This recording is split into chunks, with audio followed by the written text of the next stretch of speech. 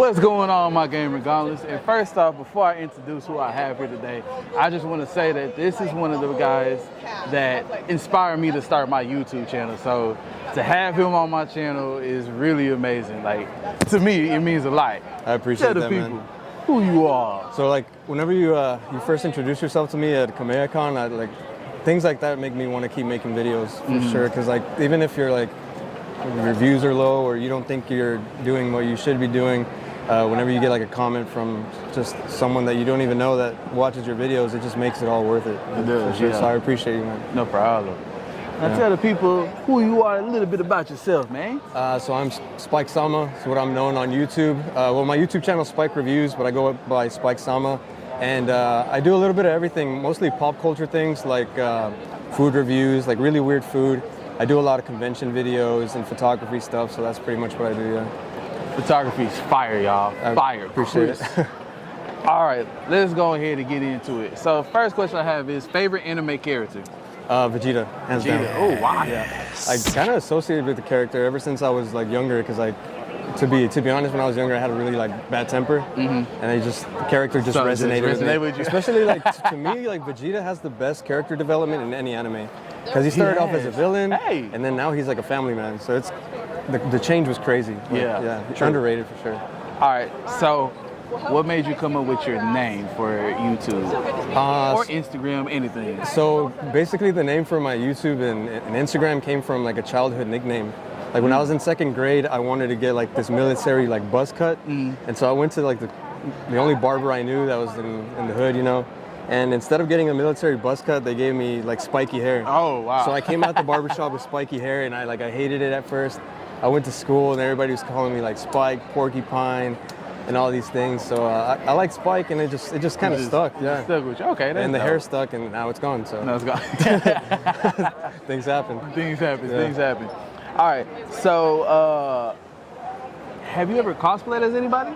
Once. Ooh, okay. So I've never cosplayed at a convention, mainly just because I'm always doing press, and I just I don't know, I feel weird about it, you know.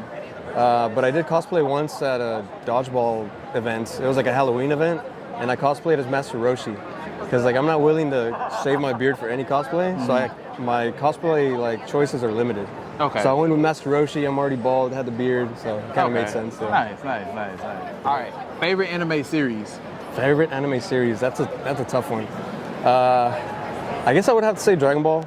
That's my favorite of all time. Yeah. But a close second would be Cowboy Bebop, for sure. Cowboy Bebop is fire. It's one of those animes where one season and that's all it needed. Did not need a follow-up. It was just perfection. One season. So that is true. Very close between those two, but I'd say Dragon Ball for sure. Okay. Dragon Ball Z to be specific. Yeah. Favorite Japanese food? Favorite Japanese food? I like okonomiyaki. Just because it's weird, like when you first have it and they put the bonito flakes on it and they're moving, like if somebody didn't know, it's like, oh, there's something alive on my food. I don't know about that. So it's always fun to go and get okonomiyaki with friends, and they're just like, I don't want to eat that, it's moving. True. Yeah, it's fun. All right. Character you hate the most in anime? Character I hate the most? It's gonna be controversial. Oh, okay. We ready? We here for it? I'd say Goku. Go on. No! I'd say Goku. For sure. Why? Elaborate. Explain. So like I know that Goku's like the face of Dragon Ball, you know, and it makes sense that he gets all the W's, but as the series goes on, it's a long series. You would assume that other characters would get W's, you know? And for some reason, like let's say Vegeta, for example, he gets really close to getting that W, especially Resurrection of F. He should have had it, and then Toriyama somehow just like, oh, let's just give Goku the W at the end of the day. And it annoyed me to no end, so I'd say Goku. Okay. My friend Goshen's gonna hate me for this if she sees it. Oh no! But yeah, I had to say Goku. What? Goku did nothing wrong, man. You know what I'm saying? Hey man, you gotta give other characters time to shine. You do. Maybe it's not Goku's fault; it's Toriyama's fault. It is. So we can't blame him. Can't blame him. We can't blame him. All right. Favorite anime scene? Anime scene. Man, that's a hard one. I'm selling 3 feet. I would say like the ending of Cowboy Bebop, because it left you kind of like at a cliffhanger a little bit. Wondering like, if something the final battle between him and the villain, like Spike and the villain, that culminated to that very scene, and it didn't disappoint. It was epic, and then you see him at the end, but you don't see him die, kind of John Wick style. If you've seen the latest John Wick, You No, see I him? have not, No. though. So you see him kind of like spoiler alert. You see him kind of fall over, you know, at the end of the series, but you really don't know if he died or not. He could have gotten away. And same with Spike. They don't really ever confirm that he's dead. So it kind of leaves you at a cliffhanger, and they never followed up. So I'd say that's one of my favorites for sure. So I always thought your name, Spike, came from Cowboy Bebop. Yeah. I'm not going to lie to you. A lot of people think that too, and then now even more so that I got them tattooed on me. They're like, it has to come. Yeah, it has to come from that. No, it's not. Yeah. All right, next I have is sub versus dub. Sub versus dub? Yes, sir. I like sub. A lot of people don't like it because just the aspect where you have to like try and keep up with what's going on and reading. But I don't know. I like sub better, but I do appreciate the dub actors because the dub actors are incredibly talented. They are. But it's just kind of like I don't want to be like a purist about it, but I like sub. Yeah. I do both. So like, I only watch dub when I'm like editing videos or I need something in the background. That makes sense. Yeah. And it's like comedy stuff, so it's nothing like real serious. Yeah. But sub is like the go-to for me, for sure. That makes a lot of sense. Sometimes you don't really have time to like sit there and just watch. It's like you're multitasking. You have it on a second monitor, so yeah, that makes sense. Yeah. All right, you can only pick one out of the big three to keep: Naruto, Bleach, and One Piece. Which one are you keeping? I'm gonna be real with you. Naruto, Bleach, and One Piece. I have not seen a single episode of either. Oh wow! Not even Naruto. Not even Naruto. One Piece, I don't care. Bleach, I really don't care. But Naruto. So Naruto. The reason behind me never watching a single episode was in high school. It was one of those fandoms that was just like too much for me. Everybody was Naruto running in the hallways of the school, and I was like, I was one of them. Like in high school, like I was a huge anime fan still, but that was too much for me. That was too much for me. And like they were wearing the headbands and everything, and I was like, more power to you, but I just couldn't do it. And then I told myself, I'm like, eventually, like I'll watch it, and I just never got around to it. So, but if I had to just pick one to get rid of, no, one to keep. One to keep? Yeah. Out of the big three, one to keep. I would say One Piece just because of longevity. And like if you had to pick one anime to start watching, it has 1,000 episodes, so it'll keep you busy for a while. For a while, yeah. bro. For a while. Want to start it, but it's a huge commitment. It's 1,000 episodes. It's 1,000 plus I'd say keep One Piece. Keep One Piece. All right. So what would you replace out of the big three? What do you mean, like replace? Like what would you take out? Like since you've never seen all of the big three, what would you replace for your big three? Like what would at that time frame? So for me, like big three back in the day, even if I haven't watched them, it was definitely Dragon Ball, Naruto, and One Piece. For me, like those are like the all-time big three for sure. Okay. Based on just like views and sales, manga sales, and all that. Those are like the big ones for sure. Okay. All right. So Dragon Ball Z fan right here. Yeah, for sure. Who's at fault for Cell achieving perfect form? Vegeta or Krillin? Vegeta. Thank you. 100%. Thank you. Yo, you know how many times I done had people tell me that it was Krillin's fault? No, man. Like, it's not Krillin's fault. Vegeta's. But yeah. So yeah, Vegeta was 100% at fault because of his pride and his cockiness, you know? That's what I'm saying. It's that same pride that messed him up. And Trunks kind of like doesn't have the pride that his dad has, but he kind of did get a little like egocentric during that series when he got that like huge form. Oh yeah. And he was technically strong enough to beat him, but he was just not fast enough. He learned that the hard way.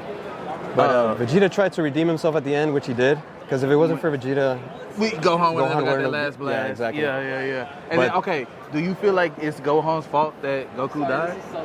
Yeah, you do. 100%. Because Gohan achieved Super Saiyan 2. He had the opportunity to finish Cell off like right then and there. Got cocky. It's a Saiyan ego, you know. Saiyan ego. And he caused more trouble than was needed for sure. So I'm coming for you. I'm coming to protect you, Gohan, because it's my favorite character. I personally he was 12 years old, right? That's true. You know, he's a teenager, he's a kid. At our age, we wouldn't, we was defiant. We didn't listen to our parents at that age. Like, that's true, go ahead and do it. No, I'm not doing it, Like, I'm gonna mess around with this guy that killed my friends. Yeah, you know what I'm saying? That makes sense. And it's like, to me, I feel like Gohan, my friend, was like, you couldn't beat him, Dad, so don't tell me what to do if you couldn't beat him, that? So I couldn't, it's hard to blame him for that. Yeah, he was young, he did have the power. And then he came from a household that really never believed in like killing. You know what I'm saying? They never raised him to kill. So that's true. Yeah. It was also weighing on him to kill him. You know? Like, because wasn't it? It's been a while, but like once he like punched one of the androids out of him, then he showed him mercy, right? Yeah. He was just like, walk away, like you can't beat me. And that's when he went wrong. Cell was like, I'm gonna go and blow up this whole. Yeah, so which I hate because like Frieza did the same thing in Resurrection of F. When she, it's like, I'm just gonna take everybody out with me, you know? Screw it. Which also, I want to know the extent of Whis' power, bro. Like to rewind time, even if it's 3 seconds, the fact that you can rewind time, it's insane. Like we don't even know your power level. Like so, like I guess throughout that whole movie, Resurrection of F, you assume that Beerus is like the big bad. He's like the most powerful character. But when that happens, and then at the end, you find out that Whis is actually his caretaker, and he's way more powerful. Like chopped him with a little chop and knocked him out. Yeah, bro. So in the series, he says that he's not even top 5, I think.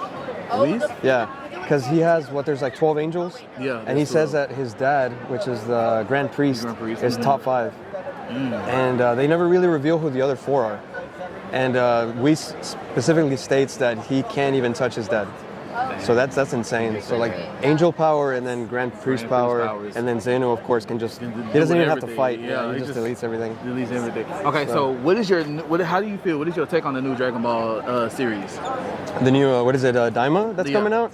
So I haven't even gotten a chance to see the full trailer, to be honest. I've been really busy, but I have seen glimpses of when they like did spoilers. Like people filmed the panel at NYCC, and I guess it's one of those things where it's the same as the latest movie that came out. Everyone's not used to the change in animation, so people are gonna like be kind of adamant about it and have their takeaways from it. But after watching the movie, it was really good. So I think Daima has that chance to be really good as well. My only gripe with it is that Dragon Ball Super's been gone for so long, and the manga's been continuing, that I would have liked to see the manga animated before they came out with a new series. Like I think Daima would have been a good thing to do after they animate all of the Dragon Ball Super manga. Makes sense. It would have made more sense. That's what I felt because now like we're left at a cliffhanger at the end of the last series of Super. And then we're gonna get this. And now we gotta wait even longer to get that animated. So. And then, I heard that it was like no longer than like 17 episodes, and it was supposed to be like 30 to 45 minutes long. So yeah. I mean, at first I wasn't excited, but then I'm like, you know what? It's still Dragon Ball Z. I'm gonna still give it a chance. Exactly. I'm still a fan, regardless. It's one of those things where it's like Dragon Ball content is better than no content. No content at all, yeah. Because it's been ongoing for over 30 years now, and it's stood the test of time, so that's pretty cool. It is. All right, now earlier we mentioned about you going to cons, doing your photography and everything. Yeah. So what made you get into going to that? Matter of fact, what started all of the taking the pictures, the photography, going to cons, the videos that you do, the YouTube? What all inspires you to do that? So it goes really far back, to be honest. Way before YouTube even started, like I was always in high school. I collected my the little amount of allowance that I would get, and I went to Walmart and I got the cheapest camera I could get, and I would just film everything, like hangouts with friends, field trips at school. I would film everything. Like I just liked the notion of having memories that you could look back on, because like you can remember a memory and that's cool, but actually like replaying it in real time is completely different. So even before YouTube started, I was always just filming stuff, even though I had no platform to upload it. It was more of a personal stash than anything.